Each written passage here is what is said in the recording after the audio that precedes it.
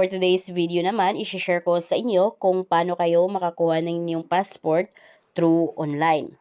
Bago yan, kung kayo ay bago sa aking vlog, please consider to subscribe para updated kayo lagi sa ating mga informative na mga video.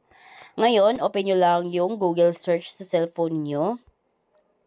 Dito sa may search, click lang natin yan and search lang natin yung DFA appointment.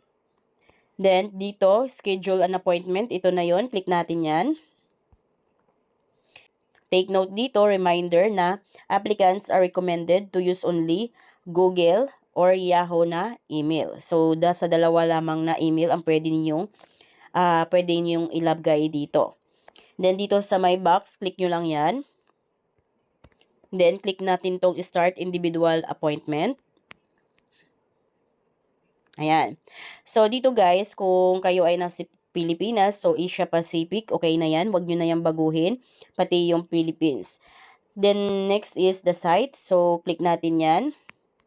Please select site tayo. So, kung saan nyo gusto makuha or i-process yung inyong passport, so yun yung branch ng DFA, yung piliin ninyo. So, ako ay taga Antipolo. So, hanapin natin yung Antipolo. Ayan. So, ito yung sa Antipolo guys. Antipolo SM Center. So, yan yung piliin natin. Click natin yan.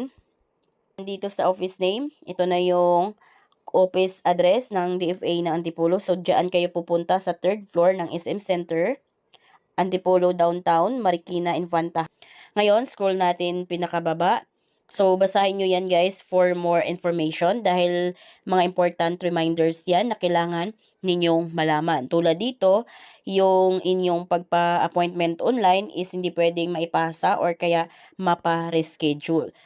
Kung kaya kailangan nyo pumunta mismo sa inyong appointment date. Ayan, for more information, basahin nyo na lang yan. Ngayon, dito sa may box, click natin yan. Pag may check na okay na yan, click nyo na itong next. Dito sa baba, makikita nyo yung January 2026 is no available na. So, fully booked na. Pag once na naka-red na yan lahat, ibig sabihin, ayan, yan yung mga fully booked na. So, wala nang available. Ngayon, mag-next tayo. Click natin to.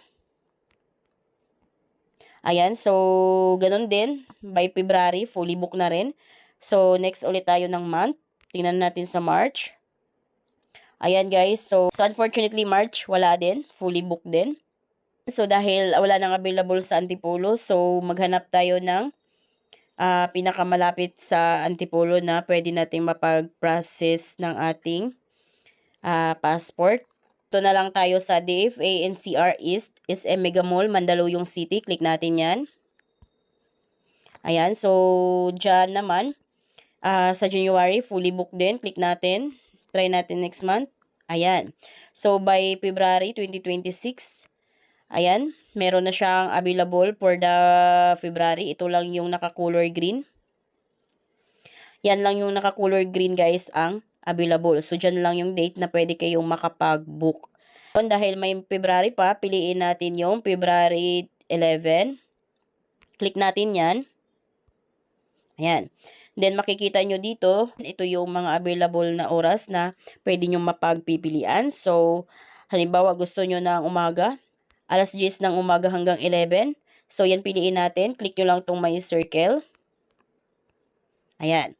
Then, click natin tong may box pag may lumabas na ganyan.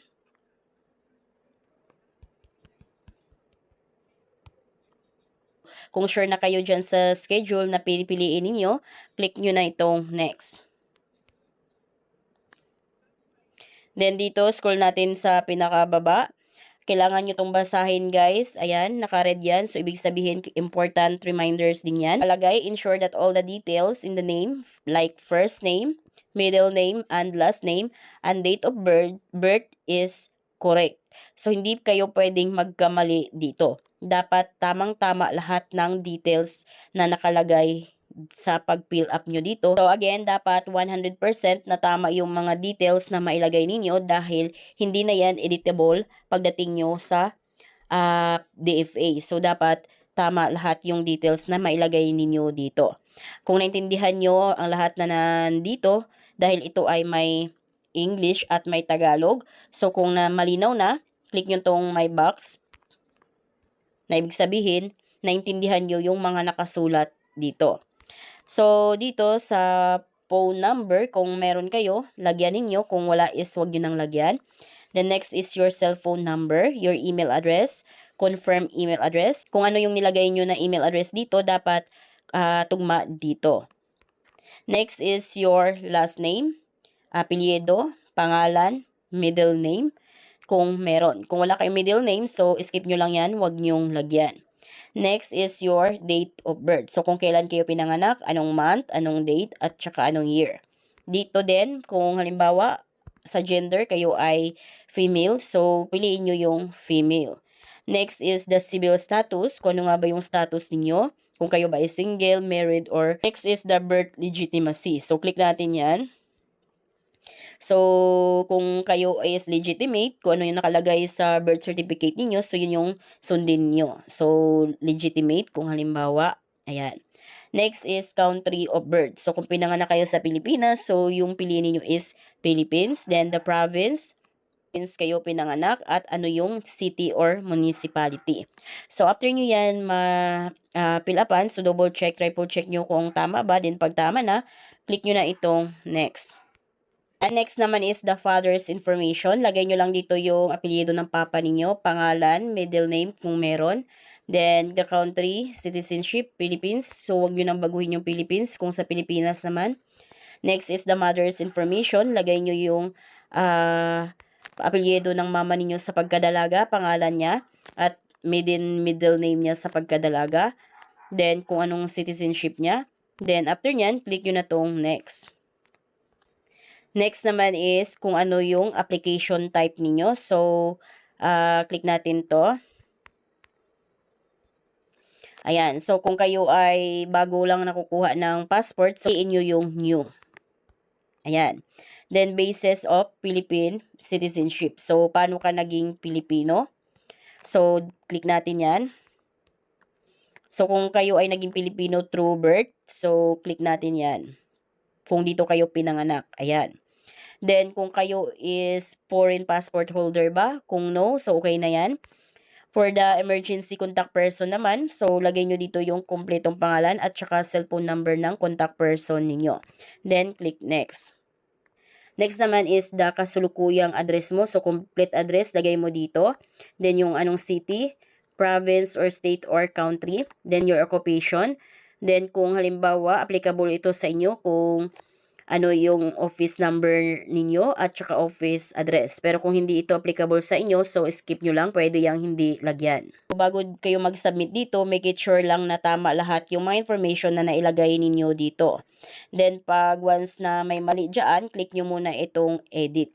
Then, pag na-edit nyo na, so baguhin nyo yung kung ano yung mali dito. So, kung tama na lahat ng information na nailagay nyo dito, so scroll nyo lang sa pinakababa, click nyo tong my box.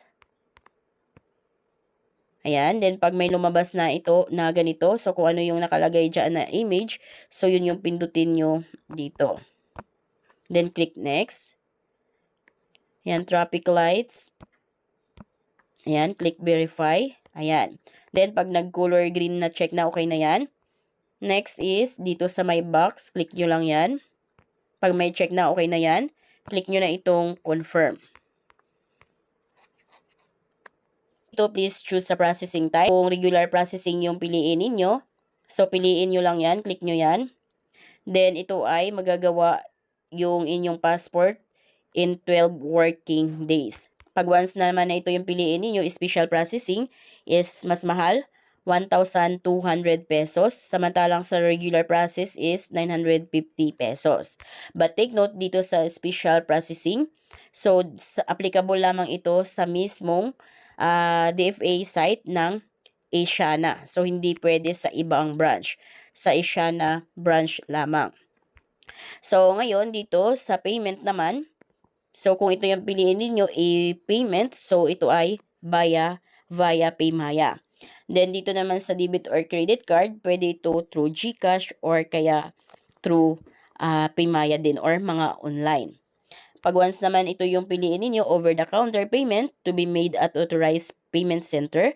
So, magkaroon kayo dito ng PRN or payment reference number na kung saan yun yung magamit ninyo para makapagbayad kayo kahit saang ang bayad center or kahit saan ka magbayad through online ba or over the counter is pwede. Kung halimbawa kayo ay magbabayad dito, then walang laman yung GCash ninyo or kaya yung debit or credit card ninyo, ayan, so ito na yung pinaka the best na kailangan yung piliin over the counter para magkaroon na agad kayo ng reference number at yun yung gagamitin natin para makapagbayad kahit saan nyo gusto.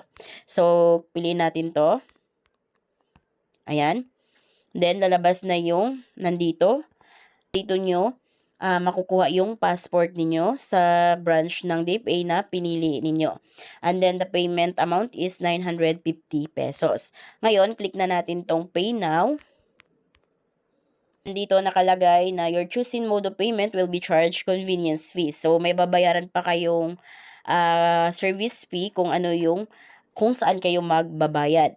Then, take note na kailangan nyo magbayad sa loob ng 24 hours upon the receipt of your reference number.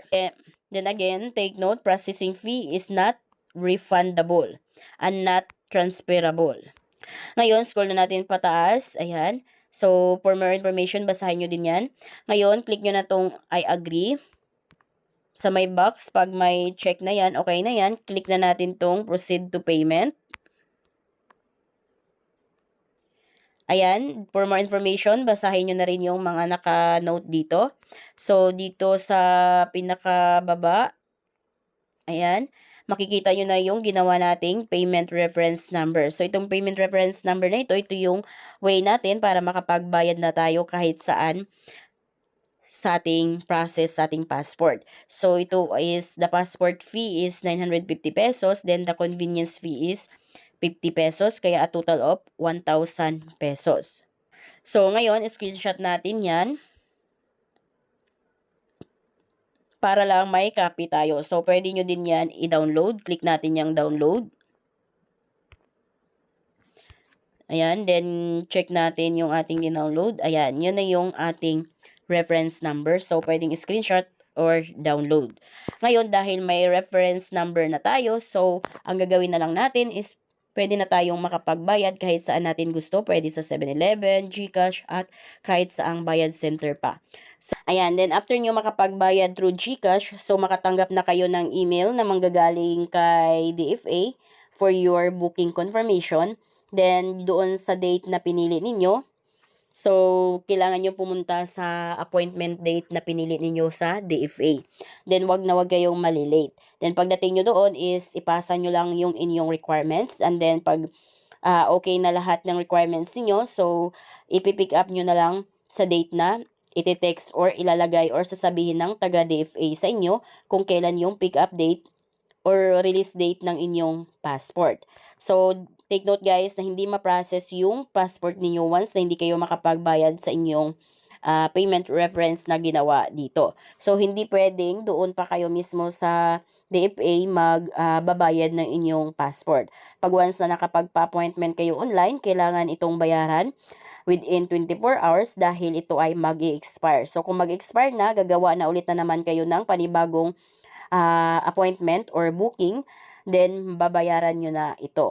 So, kailangan payment first para ma-process ni DFA yung pagkuha nyo ng passport para pagdating nyo na doon sa DFA is naka-encode na yung inyong mga information. Then, for verification na lamang.